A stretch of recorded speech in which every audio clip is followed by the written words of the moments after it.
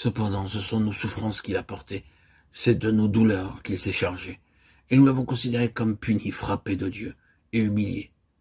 Mais il était blessé pour nos péchés, brisé pour nos iniquités. Le châtiment qui nous donne la paix est tombé sur lui, et c'est par ses meurtrissures que nous sommes guéris. Nous étions tous errants comme des brebis, chacun suivait sa propre voie. Et l'Éternel a fait retomber sur lui l'iniquité de nous tous. Il a été maltraité et opprimé.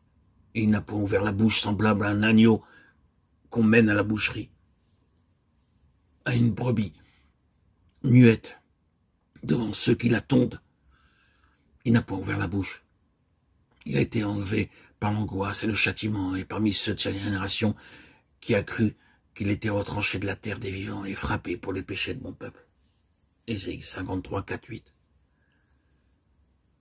Le prophète Ésaïe dit prophétiquement de façon détaillée comment le Seigneur Jésus-Christ porterait notre jugement et notre péché. Il a porté les peines causées par nos pensées, nos paroles, nos actes de péché. Il a dû tout payer. Le Seigneur Jésus-Christ a souffert à notre place et à cause de nos pensées coupables. Il arrive parfois en justice que l'on ne trouve pas un témoin à charge contre une personne qui a commis un crime. Un homme peut commettre un crime, mais s'il ne se trouve aucun témoin contre lui, le juge peut le mettre en liberté. En fait, il faut qu'il y ait 2 ou 3 témoins contre lui. Dans de nombreux cas, la police n'arrive pas à trouver de véritables témoins et la poursuite échoue. Quant au Seigneur Jésus-Christ, il prit sur lui de souffrir à cause de nos pensées, de nos paroles, de nos actes, parce que nous commettons des péchés dans ces 3 domaines. Le Seigneur Jésus-Christ a porté le châtiment pour notre triple façon de péché. On lui a craché au visage à cause de nos pensées pécheresses.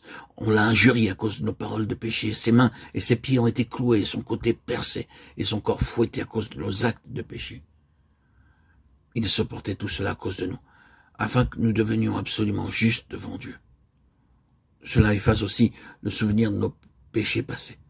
Le diable essaie de nous rappeler les péchés d'autrefois, mais nous pouvons dire « Oh Seigneur, le diable me rappelle mon péché. » Mais Seigneur, tu as été fouetté, meurtri, insulté à cause de moi, et tu as effacé ma condamnation, me rendant juste au moyen de ta justice.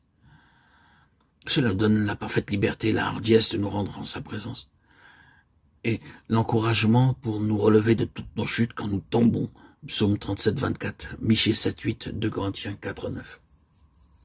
Quoi que nous puissions faillir à cause de quelques épreuves ou tentations, cependant la main du Seigneur est là.